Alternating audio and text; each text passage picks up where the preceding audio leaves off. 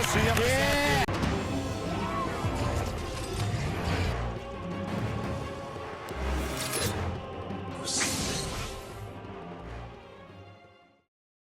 In today's video, we're going to talk about the Kaiju Godzilla -1. We're going to talk about the MonsterVerse and a bunch of MonsterVerse Kaiju related topics. So, yo, what is good, YouTube? What's you? If you're new, make sure to subscribe to never miss any of the Marvel, DC, Kaiju, or MonsterVerse pop culture-based content that I try to cover personally on my own on this channel. So, if you could subscribe to the channel, turn notifications on, and how freaking awesome is it that Godzilla won the best award for best VFX? So freaking sick. And I think the whole of Hollywood and the Kaiju MonsterVerse could learn from this.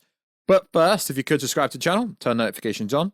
Also follow us on Instagram at Warstu to see the beautiful face and the voice.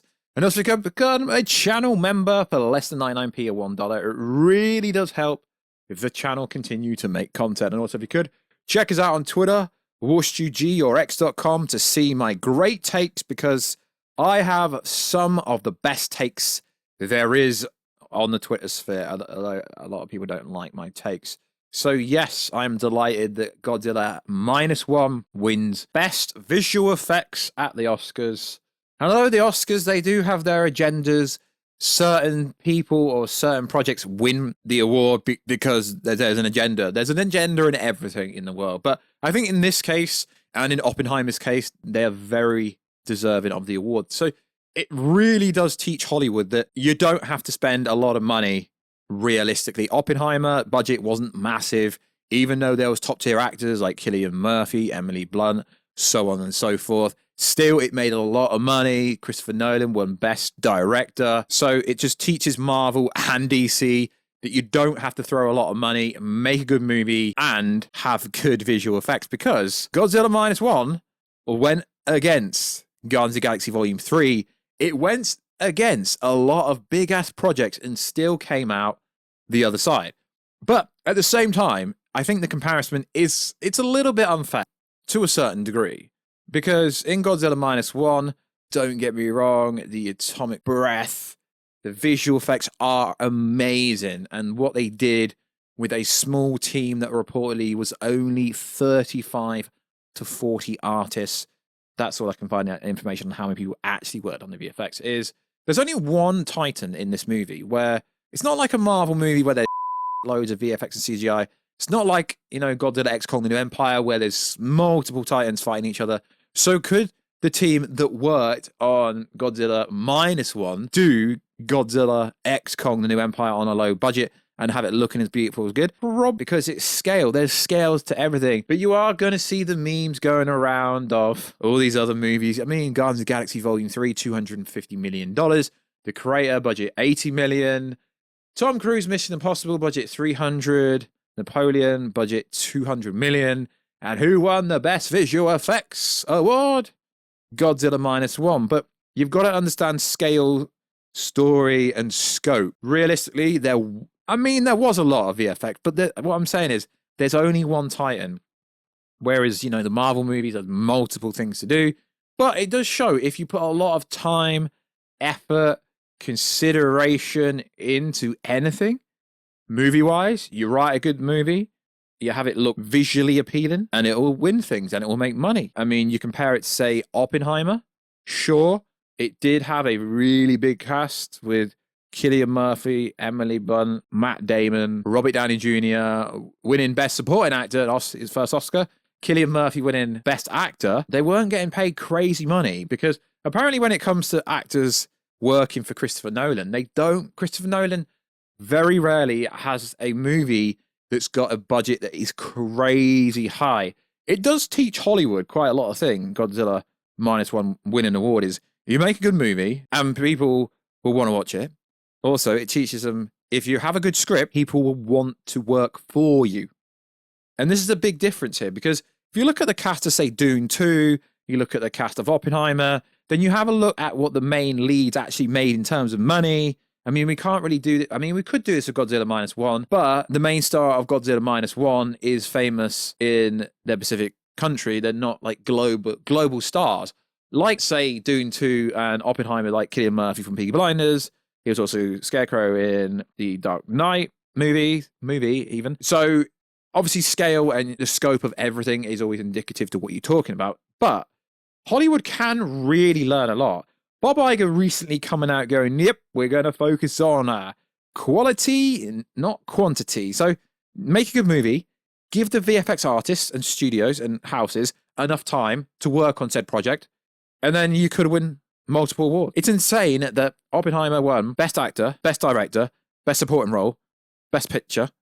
It literally won like every award. So I'm not having a dig at the MonsterVerse because the MonsterVerse movies are very different. And like I say, Godzilla -1, you've literally got one Titan. So there is limited VFX in comparison to having to do the VFX, say, for SHIMO, for Godzilla, for Kong, for Scar King, for Silas, and for many more Titans. But it is fantastic. And it could shift Hollywood in a very different way. Because as Bob Iger said, we're going to focus on quality, which is cool because focusing on quality does not mean that you spend more money. It means you give the projects more time. You actually give them care and consideration, and you see what can happen. And the director for Godzilla -1 has said, sure, I would love to do a sequel. I would love to see Godzilla go up against another kaiju in this certain universe. And he basically said that Godzilla, he's not done. He's not done even though he's taken out a whole city. He ain't done. So it's fantastic for Hollywood.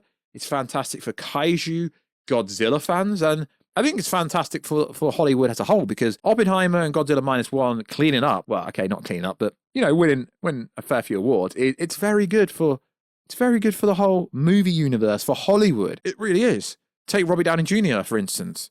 Iron Man got paid loads of money, didn't win anything really in comparison. Comes into a Christopher Nolan movie, is the support lead to Cillian Murphy, wins an award. I think it's really fantastic in that sense. I really do. So Hollywood just needs to wake up, and if they think if Kevin Feige thinks he's getting Robert Downey Jr. Iron Man in Avengers 5 or Avengers 6, now he's an Oscar award-winning actor, they're going to have to shell out even more money because Robert Downey Jr. had a dig at Marvel, basically saying his Marvel movie sucked in comparison to what he's done since. And I do think that's a very fair criticism. I mean, this superhero fatigue, I don't think there's fatigue in any genre, in any movie, to be fair. It's just that the plot and the VFX look bad, realistically. And that was it, realistically. The same with DC. Yo, Warstu, shoes for DC. No, the same with DC movies, like, to be fair. They could have been a lot better if they were a lot better. The DC kind of universe would have went it in a much different way. But let's see what happens. Maybe James Gunn can give the movies the time, care, consideration, and give the VFX studios enough time to do everything properly and have a really good script to the point where the audience actually is very receptive to said movie. And hopefully that is the case because then everybody wins. The cinema wins and the audience wins, which is fantastic. So also in the news.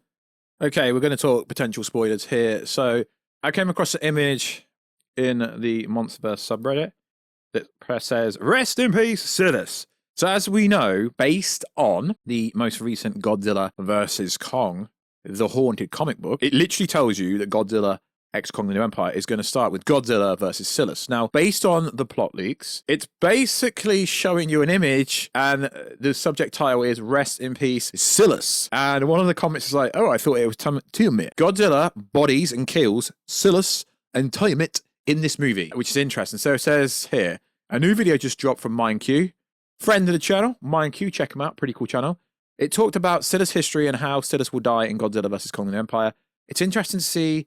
You better watch it. Just said from one of the favorite kaiju, getting erased or not in the MonsterVerse. Yeah. So it does look like Godzilla X Kong the New Empire will be killing off Silas and will be killing off Tiamat if the plot leaks are true. Now, what I find funny and interesting is I went through the comments yesterday, and I guess because I'm English, because I talk like a British lad, you didn't actually understand what I'm saying. So what I'm saying is, people going over a TV spot, reviewing, breaking down a TV spot, right, is worse than a plot leak because a plot leak could be fake, right? And this is my indicative point here, right? Me going over a plot leak a year ago, 6 months ago, I don't know if it's real or not. I can just give you my experience and tell you based on anything I've heard, right? But that's completely different to me going over a TV spot where you literally see Scar King getting thrown around, getting ragdolled, and we've got an Empire, I think it was an Empire magazine where he's trying to tell you that Scar King is the great threat. He's stronger than Ghidorah, more of a threat than Mechagodzilla, more of a threat than the real threat of the MonsterVerse, which is Warstu. Titanius Warstu is actually the biggest threat to the MonsterVerse ever. According to my reputation, apparently I'm the biggest threat ever. It's not Mewtwo, it's not Mewtwo. Yeah, Mewtwo. Yeah, like the Pokemon. I say it like on purpose to make you guys comment, but my point is, plot leaks could be fake. A TV spot, I mean, yeah, 7 to 8 seconds, right?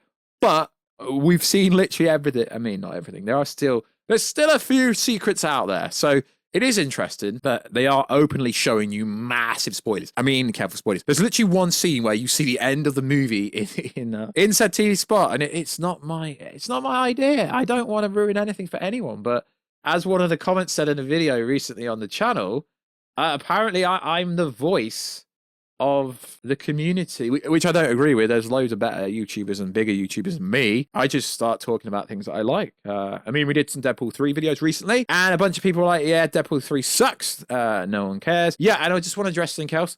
I mean, obviously, you've got to take what I say on the channel as satire. It is satire, right? I'm being sarcastic. I'm joking. Of course, I know that Monarch Season 2 will be renewed for another season. I'm always sarcastic when I cover news, so it ain't that deep for me, lads. I see some of the comments, it's not that deep for me. Just when I cover certain scoopers and stuff, yeah, I have a joke around, it's not deep at all. So also in the news, okay, this isn't actually news, but Godzilla X Kong, it's now on sale. You can now buy the movie. In a sense, you can go buy tickets to go see the movie. I believe it does come out globally on the 28th of March. I mean, personally, we here on the Warstu channel, I think they need to put... this is going to get hate. I think they need to push it back because Dune 2 has still got major hype, and it's going to have hype going into the end of the month still. And I think it's going to have legs, and I think the more and more people that watch it, I think the more and more traffic it will get. I think it will climb slightly.